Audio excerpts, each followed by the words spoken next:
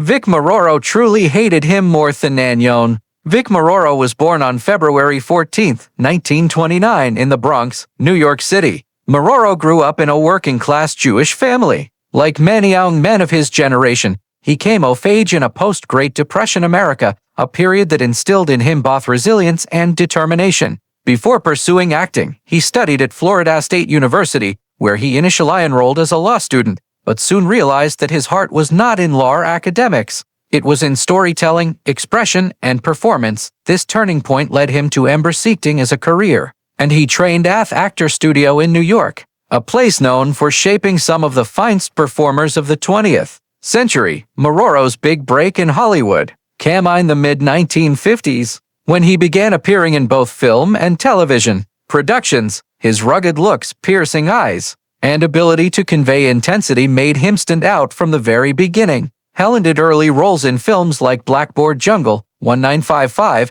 where he played a troubled teenager in a groundbreaking drama about juvenile delinquency. This film helped launch his career as audiences quickly recognized his ability to embody characters with raw energy and emotional depth. Throughout the late 1950s and 1960 seconds, has steadily built his reputation in Hollywood, portraying complex roles that often lean toward characters with internal conflict, authority, or toughness. Perhaps his most enduring legacy in television came with the role of Sergeant Chip Saunders in the acclaimed World War II series Combat, 1962 to 1967. This show, one of the most realistic and gritty portrayals of war ever seen on TV at the time, allowed Morrow to showcase not only his acting skills, but also his leadership abilities on screen. His portrayal of Saunders was both commanding and compassionate. A leader who was tough when he had to be, but deeply human at his core. For millions of viewers, Morrow became synonymous with the archetypal war hero,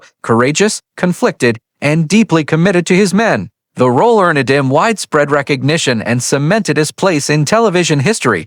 Outside of combat, Vic Morrow appeared in a wide range of films and guest-starring television roles. He acted in westerns, crime dramas, and even ventured into directing, showing his versatility in the entertainment industry. Films like Dirty Mary, Crazy Larry, 1974, and Humanoids from Feed Up, 1980, demonstrated his ability to transition from mainstream war dramas to more cult classic projects that attracted a new generation of fans. He was also admired by his colleagues for his professionalism and dedication on set, often going out of his way to mentor younger actors and collaborate with directors in a thoughtful, respectful way. From 1957 to 1964, Vic Morrow was married to actress and screenwriter Barbara Turner, a woman who would go on to have her own distinguished career in Hollywood. As both a writer and occasional performer, their marriage represented a union of two creative individuals during a time when both were still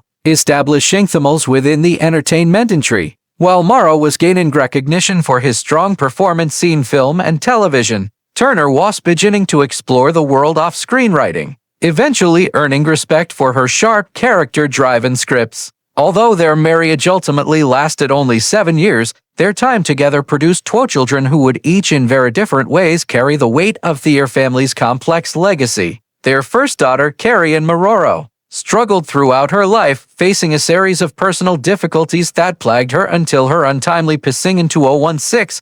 Carrie remained largely out of the spotlight, known primarily in connection to her famous family and her troubled lifestyle. By contrast, their second daughter, Jennifer Jason Leigh, rose to prominence in Hollywood, becoming one of the most versatile and acclaimed actresses of her generation. Leigh adopted a screen name, dropping her father's surname, Morrow, in favor of Leigh, that signified both a break from her father's shadow and the beginning of her own distinct identity as an artist. In 1975, more than a decade after his first marriage ended, Morrow remarried, this time to Gail Lester. Although this second marriage began with promise, it did not last. The couple ultimately separated before Morrow's sudden death in July 1982, leaving behind a personal history marked by instability and estrangement. His relationships, particularly within his family, were complicated, and the scars from these ruptures persisted long after his passing. Perhaps the most poignant of these fractured ties was Morrow's estranging from his daughter,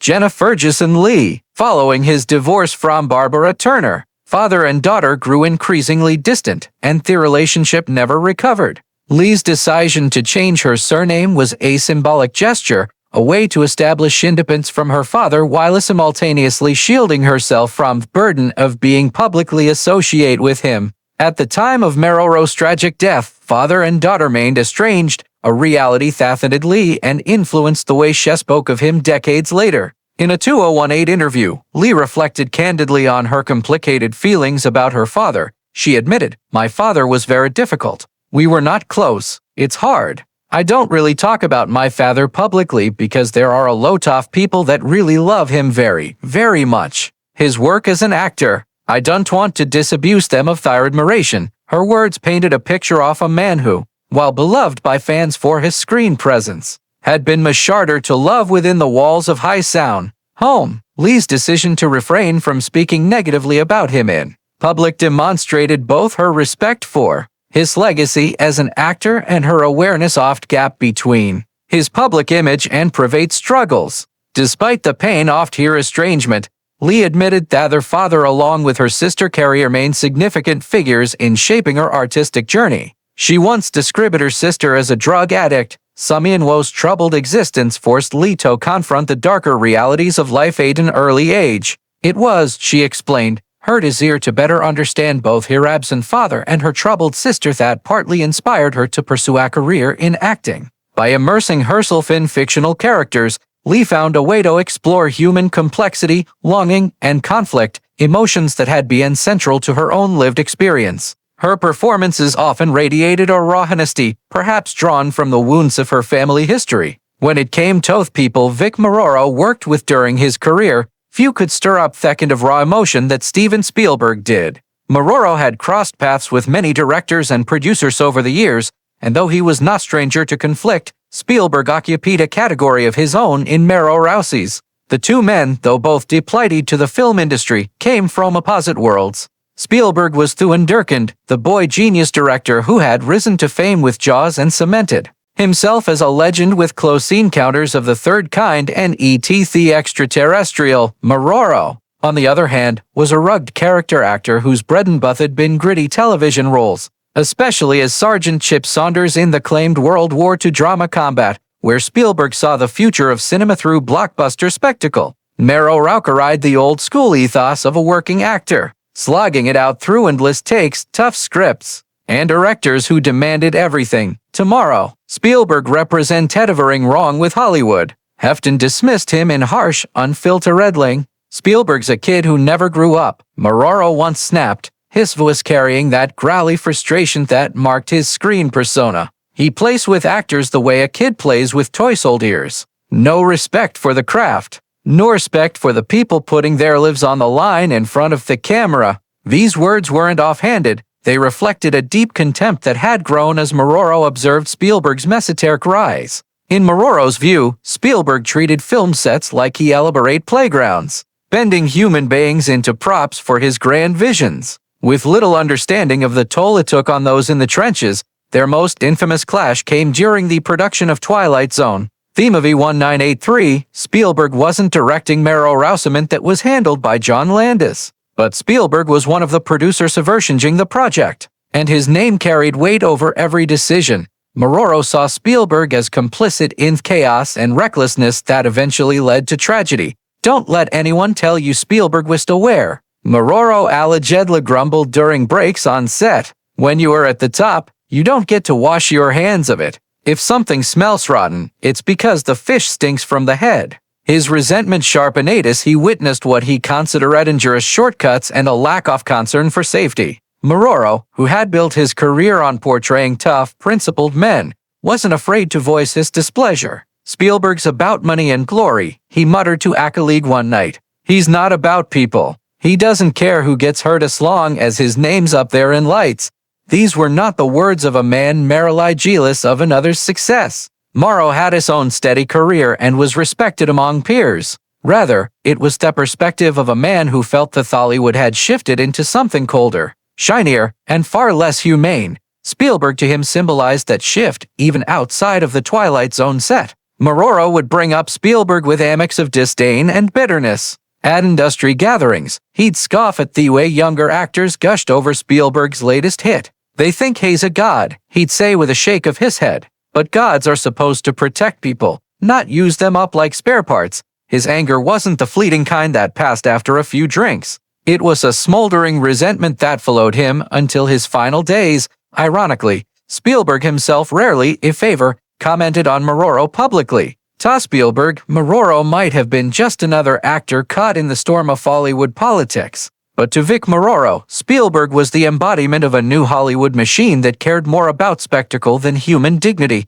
"I've worked with tough directors," Morrow admitted once. "But Spielberg, he's the only one I'd call dangerous." In the end, Morrow's legacy became forever tied to the tragic accident on the Twilight Zone set, an accident that haunted Spielberg for years. While Spielberg distanced himself from the project after the incident, Morrow never had the chance to speak further. His life was cut short. But among those who knew him, there was no mistaking the intensity of his feelings. If there was a man in Hollywood Vic Morrow truly hated more than anyone else, it was Steven Spielberg. A figure he saw as both a personal nemesis and a symbol of an industry that had lost its soul. In 1982, Vic Morrow, a respected actor known for his tough, gritty roles, was cast in what would tragically become his final performance, a feature role in Twilight Zone, the movie. The film was a high-profile anthology project that sought to revive Rod Serling's iconic television series, with each segment filmed by a different acclaimed director.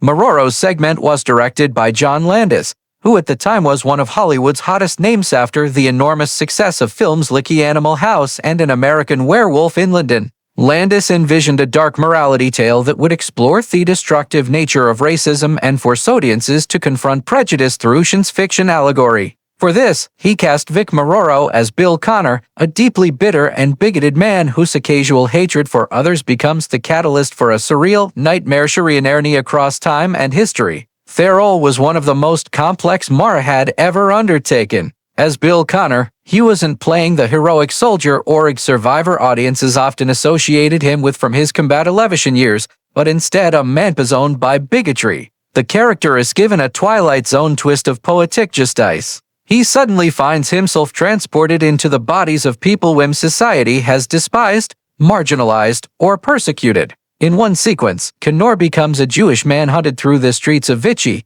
France during World War II, chased by Nazi soldiers and collaborators who see him as less than a man. In another moment, he is transformed into a black man in the American South, confronted by the hatred of the Ku Klux Klan and staring down the rope of a lynch mob. And finally, in the segment that would prove fatal tomorrow, his character experiences the terror of being a Vietnamese civilian in the middle of the war. Desperately trying to flee as American helicopters rained down destruction, the film's intent was to force viewers to see the world through the eyes of those who suffer. But no one could have foreseen how horrifyingly real that final Vietnam sequence would become.